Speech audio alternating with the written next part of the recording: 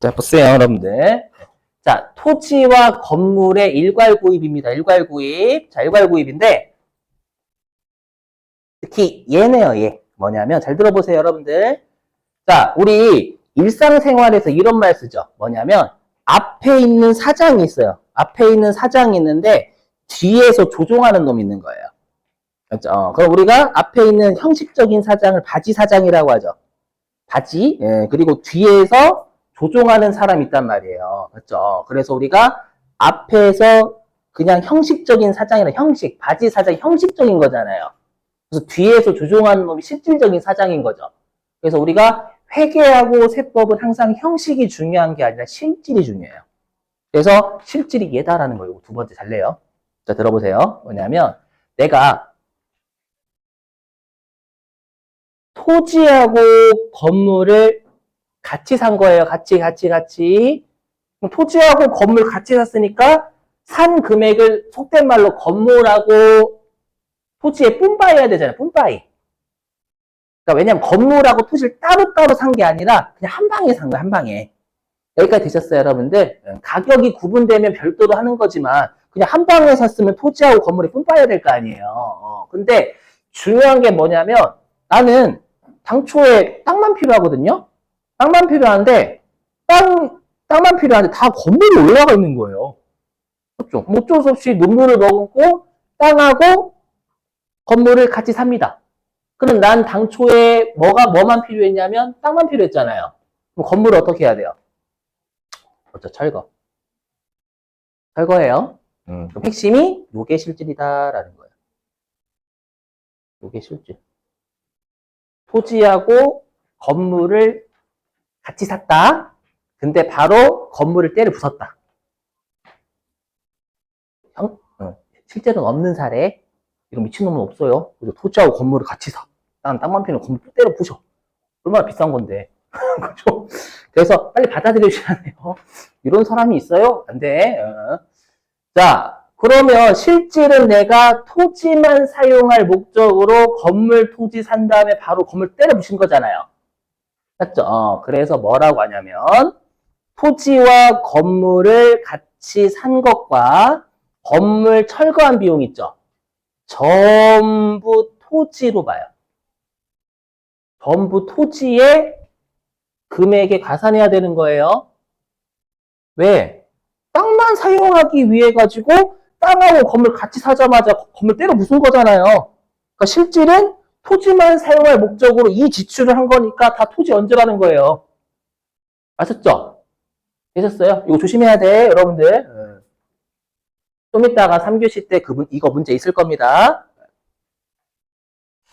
자, 그 다음에 이제 여기는 잘 안 나오는데 내면은 대부분 틀려요. 그래서 이거는 잘 안 냅니다. 결론부터 말씀드린 아래 건 뭐냐면 우리가 알고 있는 건물을 때려 부수는 건 뭐예요, 주로? 내가 새 건물 지으려고 기존에 있던 건물 때려 부수는 거잖아요. 맞죠? 그게 일반적이지. 근데 우리 시험 반대로 위쪽을 더 많이 내요. 예를요. 그래서 뭐냐면 내가 사용 중인 회사 건물을 철거하는 거예요. 새 건물 지으려고. 알죠? 그럼 예를 들어 보겠습니다. 자, 여기 보시면 만약에 아까로 따지면 철거하기 전에 재무상태표에 이렇게 적혀져 있는 거예요. 어떻게 적혀져 있냐면 건물 10억. 아이고. 할게요. 재무상태표 건물 10억. 죄송한데 감가상각 누계획 너무 길거든요. 감누라고 좀 할게요. 네. 여러분들도 아시잖아요. 분계 끊으실 때 줄이는 거. 그죠? 저도 줄일 거예요. 자, 감가상각 누계획 플레임이에요.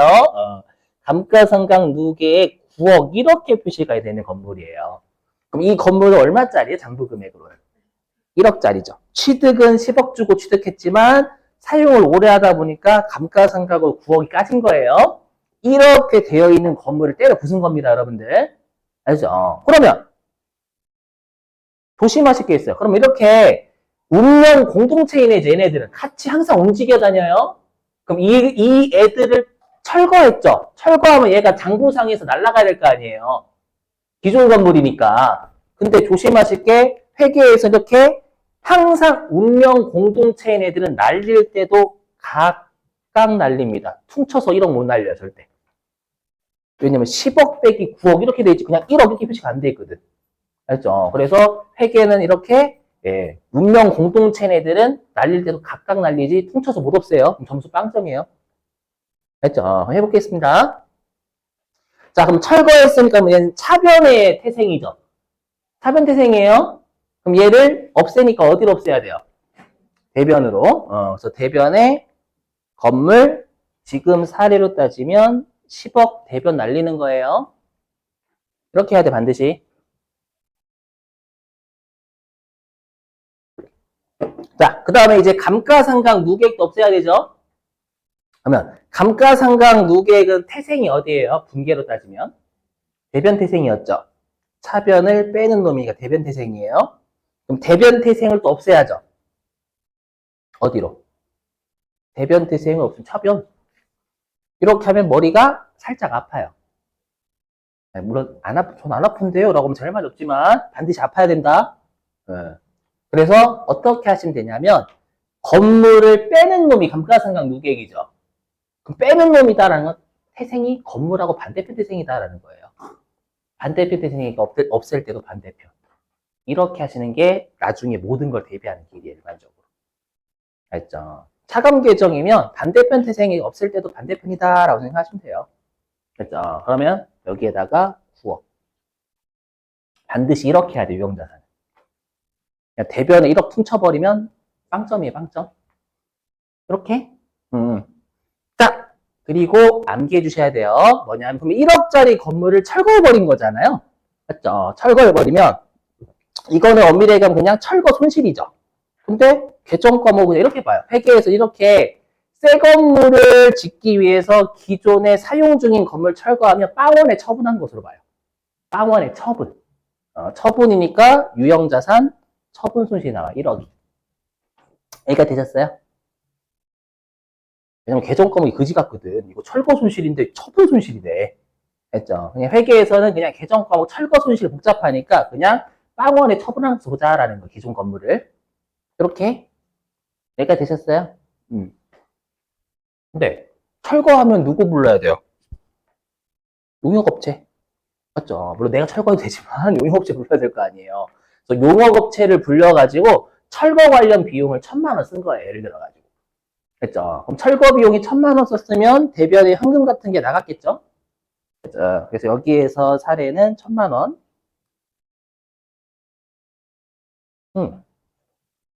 그러면 이 철거 비용은 자산 취득하는 데 쓴 게 아니잖아요. 기존 건물 철거하는 데 썼죠. 아까 이 위에 있는 철거는 뭐냐면 건물, 토지를 사용하기 위해서 건물을 사자마자 때려 부순 거니까 토지와 관련돼서 취득원가 가산하는 거죠. 토지를 사용하기 위해서 철거한 거기 때문에. 지금은 기존 건물을 사용하기 위해 철거한 게 아니잖아요. 맞죠? 그러니까 얘는 어쩔 수 없이 비용 처리해야 되는 거예요. 그럼 비용 처리니까 개정 과목은 철거 비용. 이렇게 하면 틀립니다. 왜요? 둘 다 무슨 비용이죠? 둘 다 영업 비용이에요? 아니면 영업 외비용이에요? 외비용이에요. 그래서 우리 중요한 건 구분하여 표시하고 중요하지 않은 건 통합하여 표시한다. 기억나시죠? 그래서 우리 단기 매매 주고 처분할 때도 수수료 그냥 처분, 이익이나 손실 반영해버렸잖아요. 똑같아요. 어차피 주된 영업 활동 아니란 말이에요, 이거. 주주한테 하나도 안 주네, 이거. 주주는 안 들어와, 눈에, 이거. 그러니까 그냥 여기 유형자산 처분수에 몰빵해버려요. 원래 이렇게 나눠 써야 되지만 이게 재고자산 판 게 아니잖아요.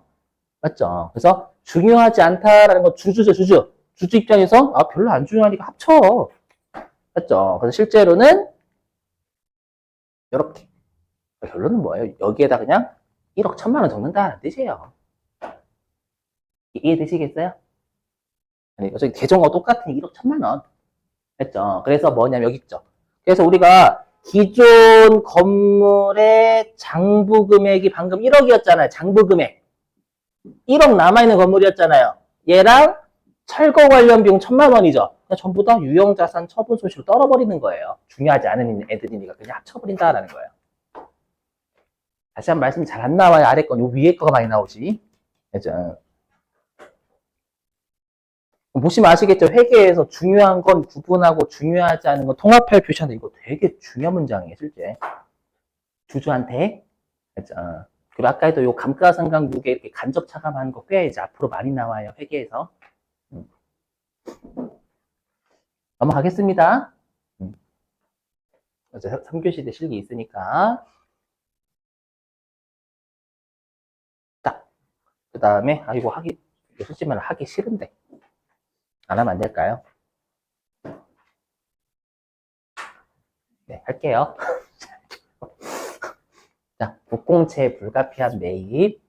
자고로 얘는 이론 문제는 정말 많이 냈어요, 이론 문제. 그래서 할 수밖에 없고, 실기는 한 6년 동안 안 냈어요. 과거에는 많이 냈었거든요. 잘 안 냈다가 최근에 한 번 냈습니다, 한 번. 자, 그래서 설명 좀 드려볼게요. 잘 들어보세요. 이건 일상생활에서도 있는 사례예요. 자, 들어보시면. 일단 여러분 우리 국공채는 설명드렸죠. 사채를 하면서 회사가 거액의 자금 조달하기 위해서 발행하는 게 사채.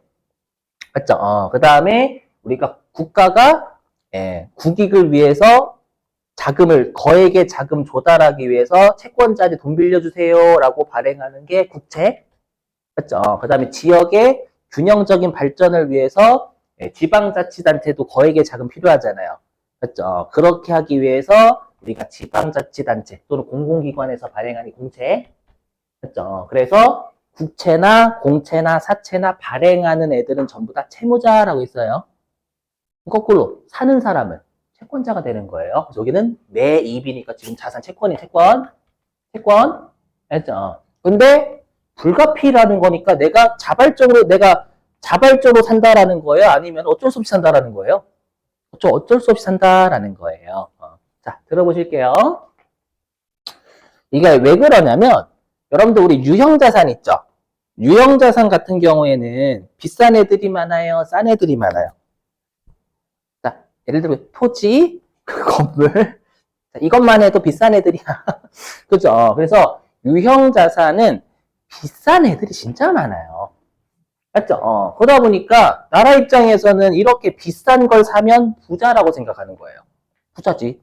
그죠? 그럼 부자한테 뭘 걷고 싶어요? 세금. 근데 만약에 생각해봐요. 여러분들이 이제 건물 딱 사시는데, 부자시네요. 세금 좀. 이렇게 직접적으로 걷다가는 뚜를 맞는 것 그때부터. 네가 나한테 해준 게 뭔데 해가지고. 장난이고. 그죠? 그러다 보니까 국가 입장에서는 국익이나 공공기관 입장에서 공익을 위해 가지고, 맞죠? 뭔가 이제 세금 같은 게 필요한데 직접적으로 세금 내라고 하면 안 되잖아요. 사람들이 안 내니까 어떻게 하냐면, 이렇게요. 예를 들어 가지고, 여러분들이 토지를 10억 주고 사요. 10억 주고 사면 실제로 토지는 10억이 아니라 한 8억 정도 돼. 8억. 8억 정도 되고요. 거기에 공채, 대부분 공채입니다. 공채가 2억이 들어가 있어요.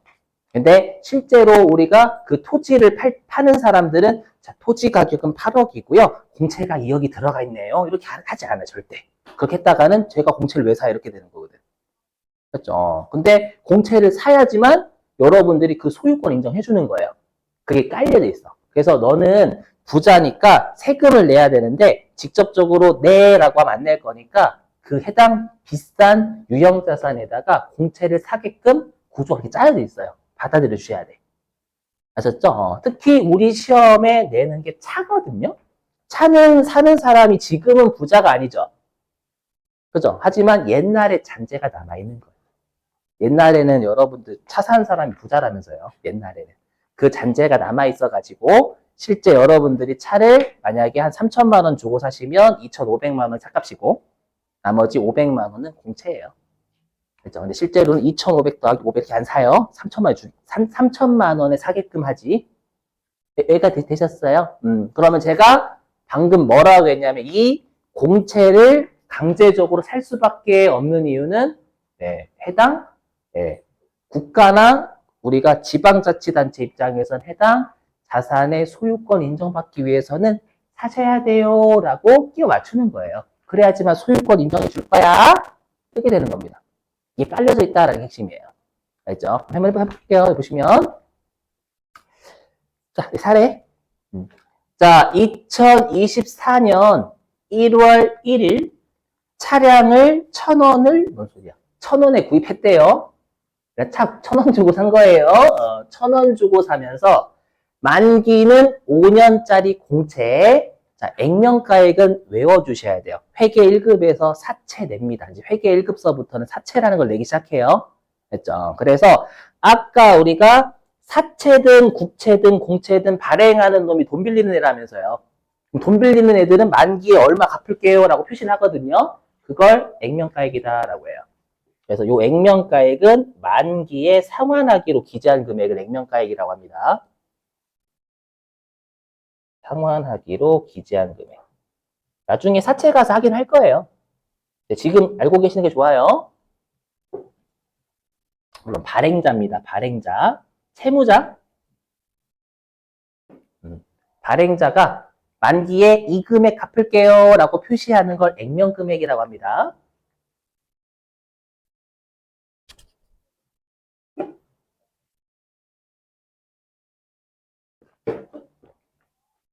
그러면 얘는 2024년 1월 1일 날 샀거든요. 그럼 혹시 만기 5년이 언제인지 아세요? 여기다 표시하면 여기 12월 30일, 2028년 12월 31일입니다. 28 빼기 24면 4년? 근데 여기는 1월 1일, 여기는 12월 30일이니까 다시 1년. 그래서 5년 이해되시겠어요? 그럼 얘는 5년 뒤에 500원짜리인 거예요. 되세요? 5년 뒤에 500원짜리인 거예요. 가치가. 근데 지금 5년 뒤에 사요? 지금 사요? 1월 1일 산단 말이에요. 지금 산단 말이에요. 됐죠? 그러면 여러분들 우리 이런 말 쓰잖아요. 너 5년 뒤에 5억 받을래? 지금 5억 받을래? 이러면. 그렇죠. 지금. 그렇죠. 왜? 5년 뒤에 5억은 지금 가치 5억이 안 되거든. 맞죠? 그래서 회계는 항상 기간이 1년 넘어가면 미래의 금액을 지금의 가치로 땡겨요. 그걸 우리가 현재 가치라고 합니다. 현재 가치. 했죠? 그러니까 미래에 5년 뒤에 500원짜리잖아요. 근데 나는 지금 산단 말이에요. 맞죠? 그래서 가치를 따지는 거야. 가치를 따져봤더니 얘가 300원밖에 안 하는 거예요. 300원. 이거 계산하는 건 나중에 여러분들이 재경관리사나 세무 1급 때 배워요. 그러니까 지금은 그런 게 있나 보다라고 생각해 주셔야 돼. 그렇죠? 그러니까 한마디로 아까로 따지면 얘가 5년 뒤에 5억이고 지금의 가치로 따졌더니 3억인 거야. 예를 들어가지고. 됐죠? 그래서 얘는 지금 채권 시장 있죠? 채권 시장에서도 국채, 공채, 사채 같은 거 매입할 수 있단 말이에요. 근데 나는 거기서 매입한 게 아니라 그냥 해당 유형 자산을 매입할 때 그냥 사기금 구조가 돼 있다고요. 여기가 되셨어요? 그러면 내가 이걸 유형 자산을 취득하면서 사는 게 아니라 그냥 해당 공채를 채권 시장에서 그냥 내 돈 주고 샀다면 300원밖에 안 하는 거예요. 아셨죠? 현재 가치가 지금 300원이라면 300원. 지금의 가치 300원밖에 안 하는 거예요. 현재 가치니까 시세는 지금 300원밖에 안 하는 거야. 그럼 300원 주고 사면 되는 거잖아요. 근데 구조가 어떻게 되면 여기요. 무조건 구조가요. 액면가액에 매입하는 구조예요. 무조건. 액면가액에. 그럼 300원짜리인데 얼마 주고 샀다라는 거예요. 지금. 500원 주고 산 거예요. 구조가 이렇게 돼 있다라는 거 받아들여 주셔야 돼요. 했죠? 그러면 내 입장에서는 300원짜리를 500원 주고 샀잖아요. 그럼 얼마만큼을 여러분 웃돈을 더 준 거예요? 나라한테. 200원. 그럼 200원 더 준 걸 회계에서 어떻게 보냐면, 야, 300원짜리인 공채를 500원 주고 취득한 건, 야, 법적인 소유권 인정받으려면 200원에 웃돈 더 줘야 돼. 이 개념이에요. 다시.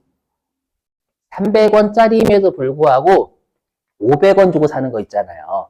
그건 200원의 웃돈을 더 줘야지만 국가가 또는 지방자치단체가 그 해당 차량의 법적인 소유권을 인정해 주겠다라는 룰이 깔려 있다고요. 되시겠어요, 요거? 알죠? 그래서 뭐라고 하냐면 여기 하고 할게요, 여기. 그래서 여기 암기. 말 문제는 잘 내요.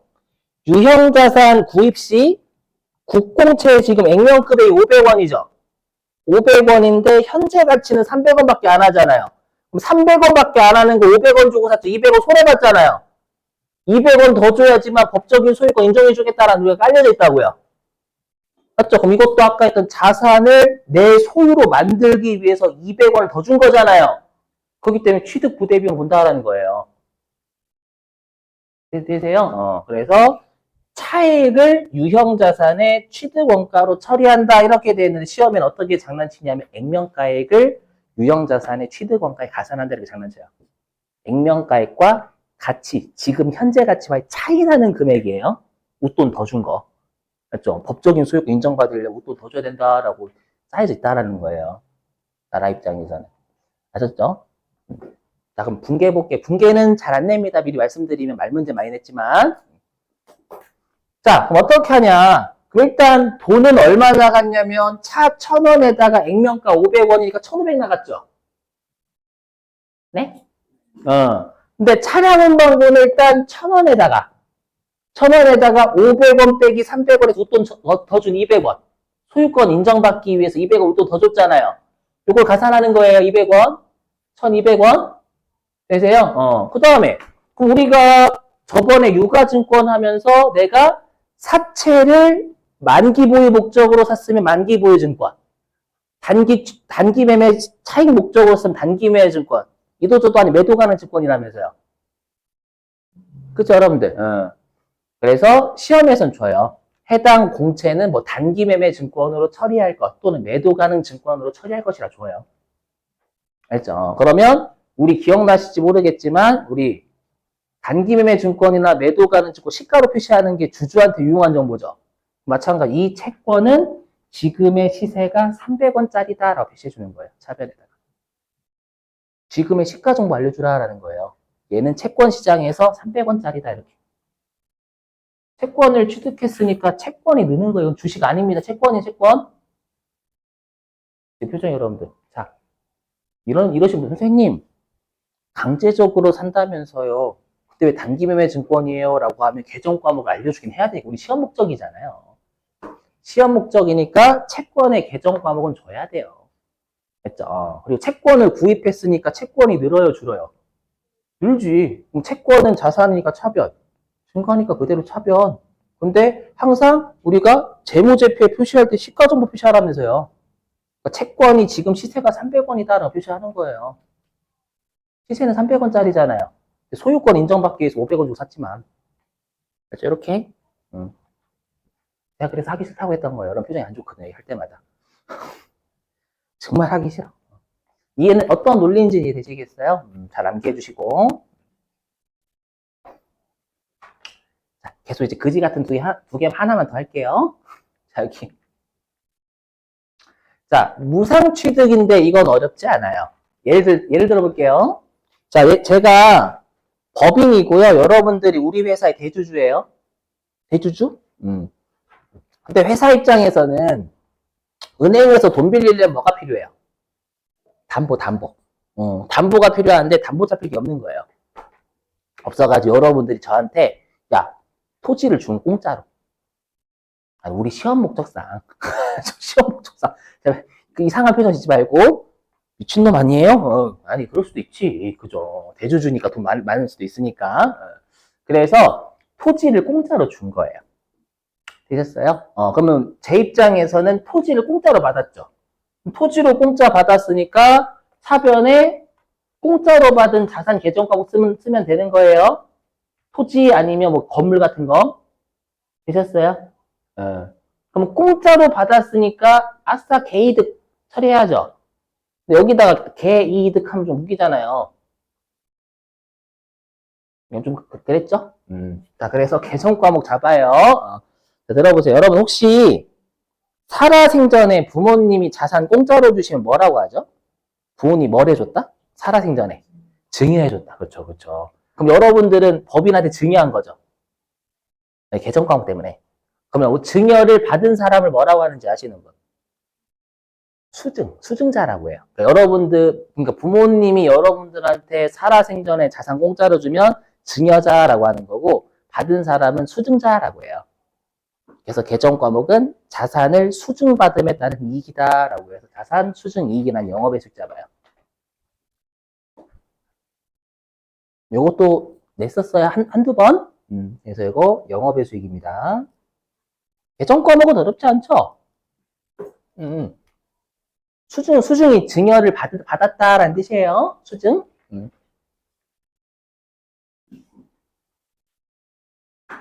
되셨나요? 자, 그리고 여긴 당연한 건데, 자, 들어보실게요. 자, 뭐냐면, 여러분들이 토지 공짜로 줬다라고 했잖아요. 근데 알고 보니까 여러분들의 토지는 얼마짜리였냐면 3억짜리야. 장부상에는. 그러니까 3억 주고 사신 거예요. 근데 알고 보니까 시가는 지금 5억짜리래. 그걸 저한테 주신 거예요. 그럼 제 입장에서는 3억으로 기록하냐, 5억으로 기록하냐가 문제가 되는 거잖아요. 얼마로? 5억으로. 3억, 여러분들 장부에 3억으로 적혀있는지 관심 없어요. 5억짜리 토지 받았잖아. 제 입장에서 5억 적는 거예요. 그렇죠? 그래서 장부 금액으로 안 잡는다라는 시가로 잡는다. 어렵진 않죠? 이렇게.